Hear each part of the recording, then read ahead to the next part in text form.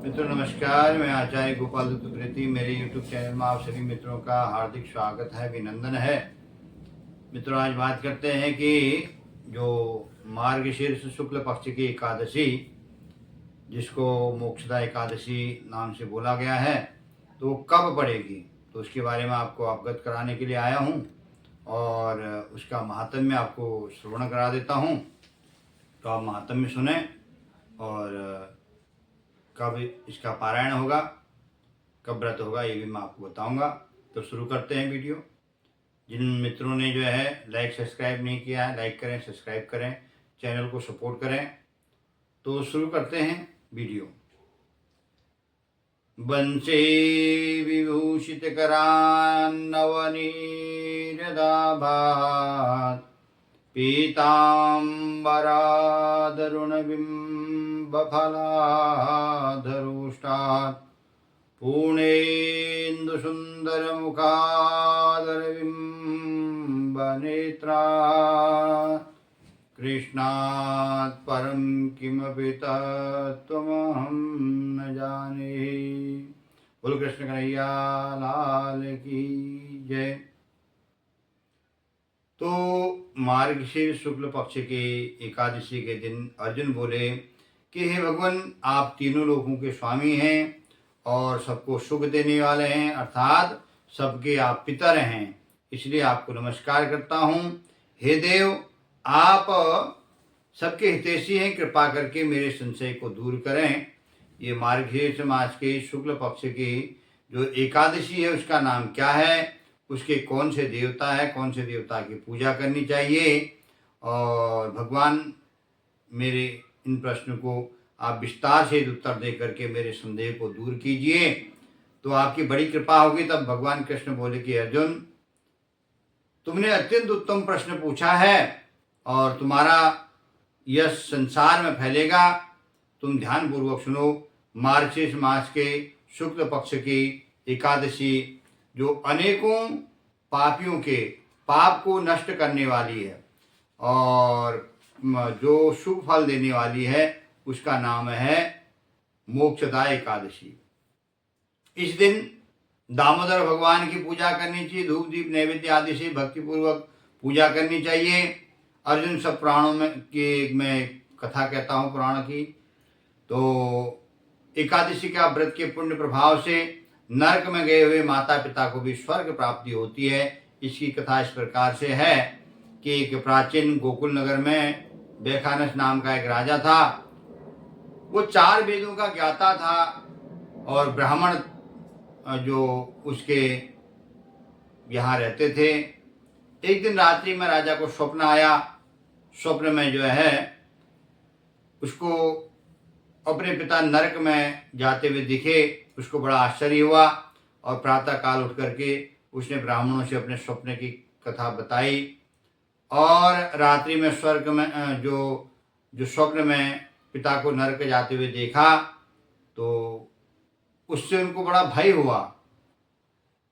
तो मन में विचार आया कि पिता की मुक्ति किस प्रकार हो सकती है। ब्राह्मणों से पूछा। जब वह वचन ब्राह्मणों के सुने तो राजा सुख, ऐश्वर्य, धन, घोड़ा, हाथी, स्त्री, पुत्र आदि सबका सुखदायक प्रतीत होता हुआ भी बेचैन रहता। अब मैं कहाँ जाऊं, क्या करूं? इस दुख का कारण से मेरा शरीर तप रहा है। आप लोग मुझे किसी प्रकार का तप, दान, व्रत आदि बताएं तो मेरे पिता को मुक्ति प्राप्त हो सके। तो राजा के इस प्रकार का वचनों को सुनकर के ब्राह्मण ने कहा कि राजन, यहाँ से समीप ही भूत भविष्य के ज्ञाता पर्वत मुनि का एक आश्रम है। आप यह बातें सब उनसे जाकर के पूछें। और ऐसा सुन करके राजा पर्वत मुनि के आश्रम में गया और उस आश्रम में उनको शांत चित्त योगी मुनि तपस्या करते हुए दिखे। समस्त वेदों के, 4 वेदों के ज्ञाता पर्वत मुनि दूसरे ब्रह्मा के समान प्रतीत होते थे। राजा ने जाकर के कहा, प्रणाम किया साष्टांग मुनि को और कुशल क्षेम राजा की पूछी मुनि ने। तो देवर्षि, तब राजा ने कहा कि देवर्षि, आप कृपा करके मेरे राज्य में सब कुशल है। अकस्मात एक विघ्न आ गया है जिससे मुझे अशांति हो रही है, आप कृपा करके इस संशय को दूर कीजिए। ऐसा सुनकर के पर्वत मुनि ने एक मुहूर्त जो है नेत्र बंद किए और नेत्र बंद करने के बाद भूत भविष्य के विचार करने के लिए फिर बोले, हे राजन, मैंने योग बल के द्वारा तुम्हारे पिता के सारे कुकर्म देख लिए हैं। उन्होंने पूर्व जन्म में एक कामातुर होकर के सौत कहने वाले दूसरी रानी को जो है ऋतुदान नहीं मांगने पर भी ऋतुदान नहीं किया। इसीलिए रजस्वला स्त्री के साथ में कभी भी किसी पुरुष को भी संबंध नहीं बनाने चाहिए, उससे नरक की प्राप्ति होती है। वही तुम्हारे पिता ने किया है, तो इसलिए उनको नरक भोगना पड़ रहा है। तब राजा ने बोला, हे भगवान, आप मेरे पिता के उद्धार हेतु कोई उपाय बतावें। तब पर्वत मुनि बोले, हे कि राजन, मार्गशीर्ष मास के शुक्ल पक्ष की जो एकादशी है उसका आप व्रत करो और एकादशी का उपवास करके उस पुण्य को संकल्प के द्वारा अपने पिता को अर्पण करो।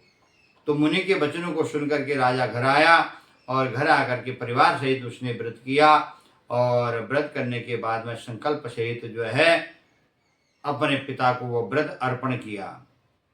तब पिता जो है उस व्रत के प्रभाव से, उस पुण्य बल के प्रभाव से नरक से स्वर्ग की ओर जाता हुआ बोला, हे पुत्र, तेरा कल्याण हो। यह कह करके वो पिता स्वर्ग को चले गए। मार्गशीर्ष शुक्ल पक्ष के मोक्षदायक एकादशी का जो भी व्रत करते हैं उनके समस्त पाप नष्ट हो जाते हैं, अंत में स्वर्ग लोक को जाते हैं। इससे बढ़कर के मोक्ष देने वाला कोई दूसरा व्रत नहीं है। इसलिए मार्गशीर्ष मास के शुक्ल पक्ष के मोक्षदायक एकादशी का व्रत सभी को करना चाहिए।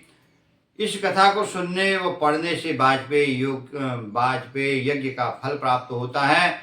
वह व्रत मोक्ष देने वाला चिंतामणि के समान है। जो व्रत नहीं करता है तो वह भी इस कथा को श्रवण करे तो भी उसके पाप नष्ट होते हैं। तो आप सभी लोग जो है कथा श्रवण करें और एकादशी के दिन व्रत करें, उपवास करें, रात्रि जागरण करें और द्वादशी 1 तारीख की एकादशी पड़ेगी और 2 तारीख की द्वादशी पड़ेगी।